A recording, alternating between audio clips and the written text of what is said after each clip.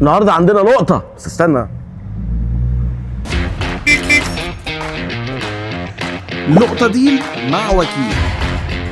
في ال 10 15 سنه اللي فاتوا مش ملاحظين ان كل الناس اتجهت للعربيات الاس يو في والكروس اوفر اللي عاليه على الارض، ونسيتوا بقى ايه؟ نسيتوا السيدان الجميل بتاع زمان حبيبنا، العربيات العائليه الثابته اللي على الارض الجميله دي. ليه ما بقاش حد يشتري سيدان؟ فالنهارده في لقطه ديل احنا هنخش مع بعض على دوبيزل عشان اجيب لكم ايه اكتر عربيات لقطه سيدان تحت المليون جنيه. فتعالوا معايا مع بعض نفتح الابلكيشن ونشوف العربيات اللقطه السيدان اللي موجوده. هنفتح ابلكيشن دوبيزل طبعا زي ما اتعودنا ونجيب كارز فور سيل. يلا بينا نشوف بقى عندنا ايه. طبعا بحر عربيات كتيره جدا دلوقتي، بس انا هجيب لكم اللقط. دي عربيه من العربيات اللي انا جربتها قبل كده، الرينو التالينت، عربيه سيدان للناس اللي نفسها في حاجه اوروبيه براند. يعني انتوا عارفين الصيني انتشر دلوقتي، مش عيب، بس في ناس بيبقى لسه عندها كده عزه نفس، اللي هم عزيز قوم زي ما بيقولوا. عندنا برضو الشيفروليه الاوبترا.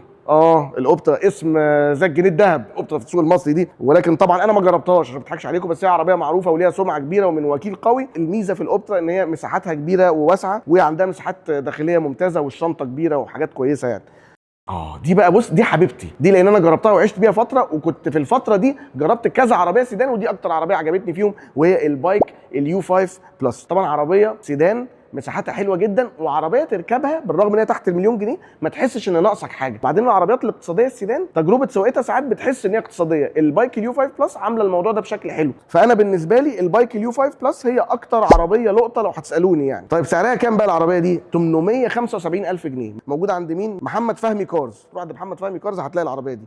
فانا ده رايي، لو بتدور على عربيه سيدان وتكون لقطه تحت المليون جنيه، البايك اليو 5 بلس احسن اختيار. فانتظروني الشهر الجاي بقى في لقطه تانية مع دوبيزل، علشان انا الموضوع ده دخل دماغي، عجبني موضوع اللقط ده كل شويه.